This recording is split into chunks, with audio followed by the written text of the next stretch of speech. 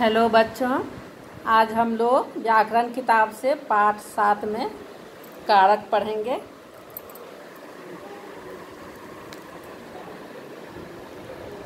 कारक क्या है? कारक संज्ञा अथवा सर्वनाम का वह रूप होता है जो उसका क्रिया के साथ संबंध बताता है। अब यहाँ इस वाक्य में देखिए, राम ने रावण को मारा। राम मारा, इसके बीच संबंध कौन जोड़ा है? ने। किसको मारा? रावण को मारा। तो राम ने रावण को मारा। राम मारा के बीच में संबंध जोड़ने वाला क्या है? ने और को। ठीक है। किसको मारा? तो रावण को मारा।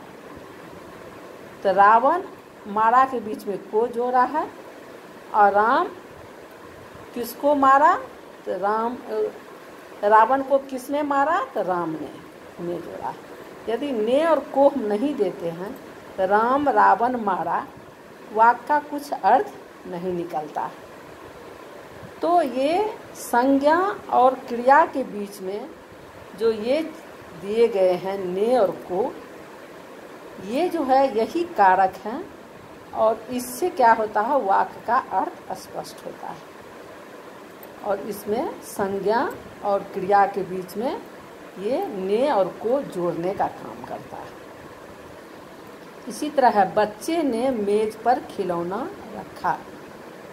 बच्चे रखा, क्या रखा? खिलौना रखा। किस पर रखा? मेज पर रखा।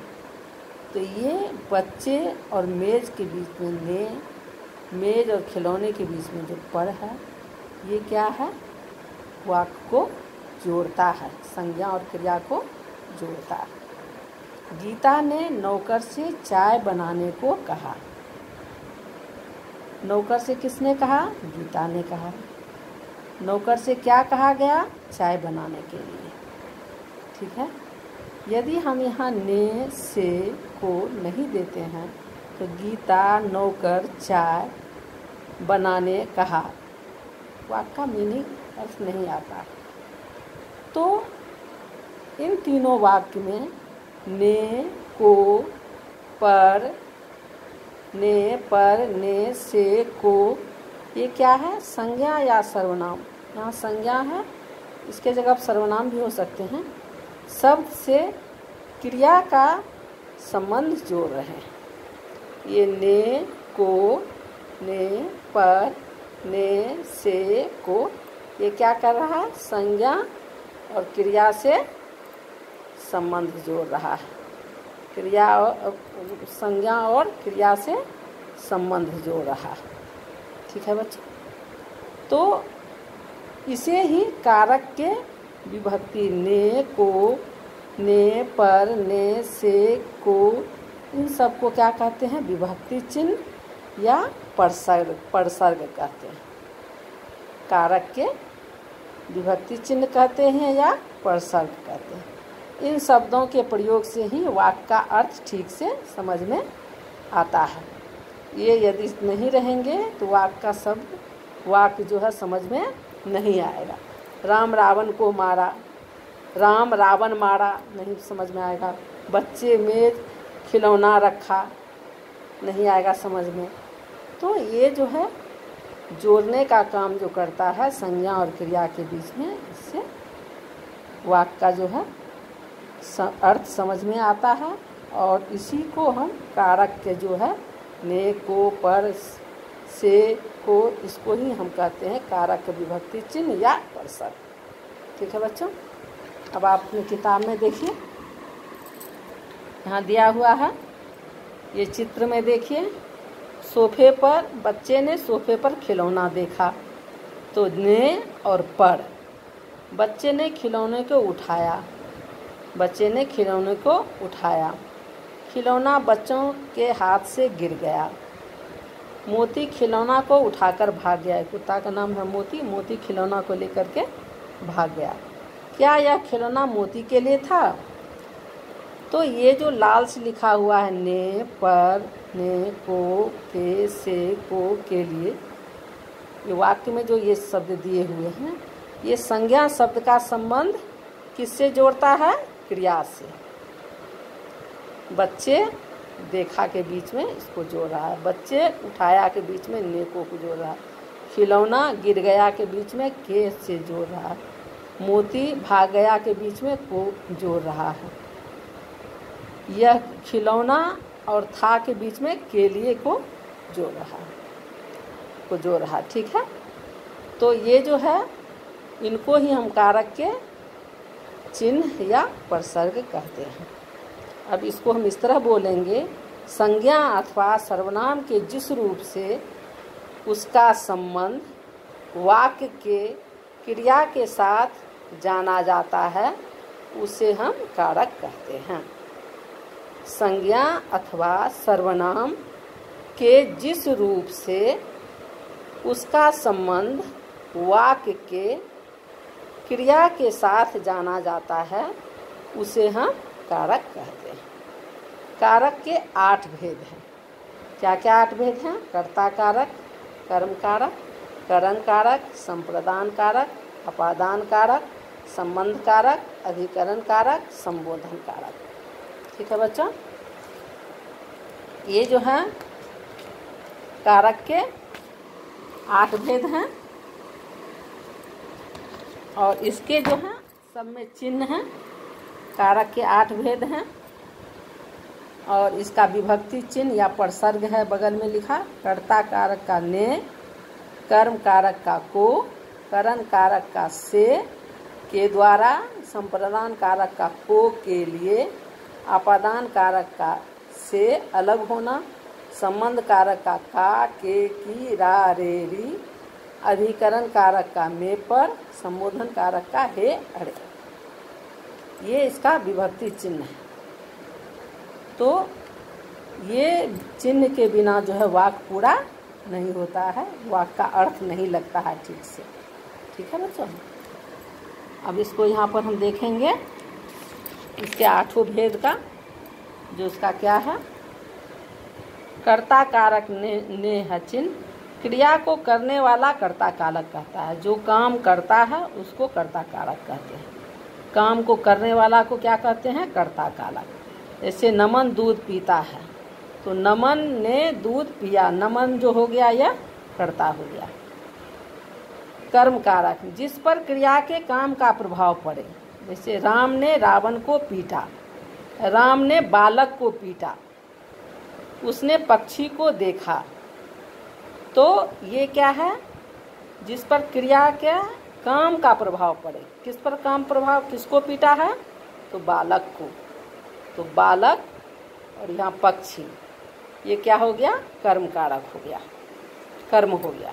ठीक है, करने क्या काम कर रहा है? उसने किसको पीटा? पक्षी को। ये कर्म हो गया।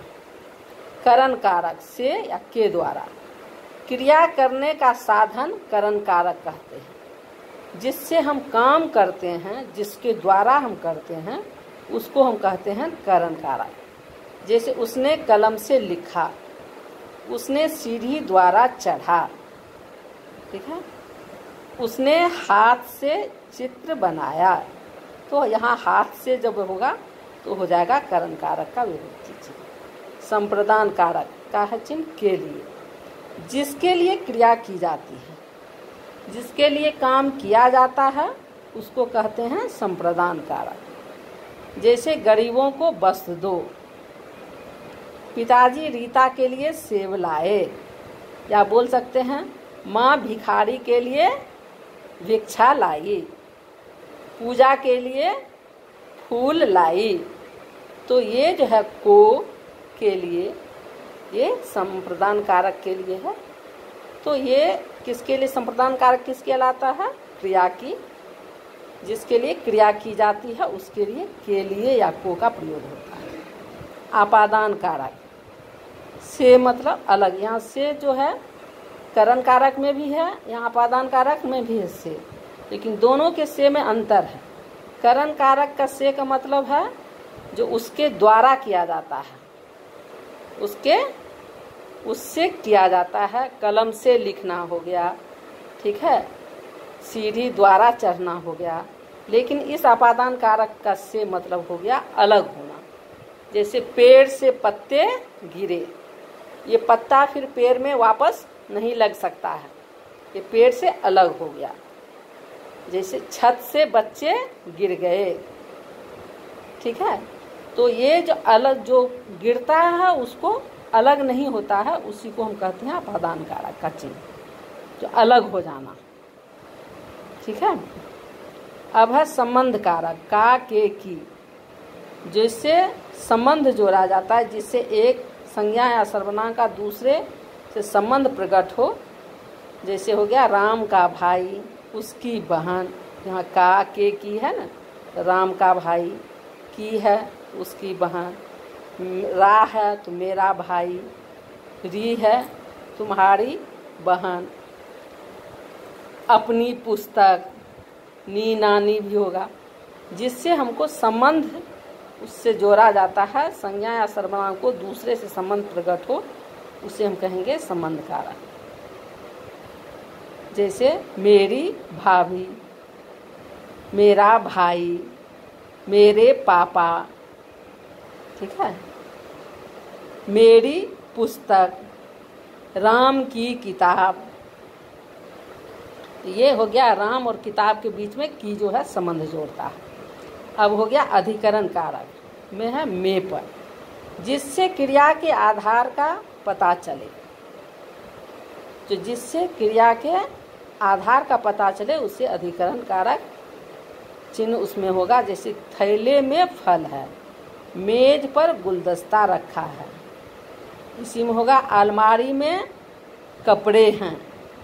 तो ये जो में और पर है तो वो हो गया अधिकरण कारक। संबोधन कारक में है हे अरे, जिस शब्द से किसी को पुकारा जाए, हे ईश्वर रक्षा करो, अरे तुम कब आए, तो ये जो है संबोधित किया जाता है। हे ईश्वर, ईश्वर को हम संबोधित कर रहे हैं, बोल रहे हैं हे ईश्वर, हे भगवान, हाँ, अरे तुम कब आए, तो ये हो गया संबोधन कारक। इससे क्या होता है, किसी को पुकारा जाता है, किसी को बताया जाता है, ये हो गया। अब है हमने क्या सीखा, जो शब्द वाक्य में आए, संज्ञा या सर्वनाम शब्दों का दूसरे शब्दों से संबंध जोड़ते हैं, उन्हें कारक कहते हैं। कारक चिन्ह विभक्ति या प्रसर्ग कहलाते हैं। कारक के 8 भेद हैं, कर्ता, कर्म, करण, संप्रदान, अपादान, संबंध, अधिकरण, संबोधन। और इनके 8 के विभक्ति चिन्ह और उनकी जो है ये उदाहरण, ये आप लोग अच्छे से इसको जो है समझ लीजिए और इसको एक बार पढ़ लीजिएगा। धन्यवाद बच्चों, गॉड ब्लेस यू। एक्सरसाइज जो है वो मैं भेज दूँगी।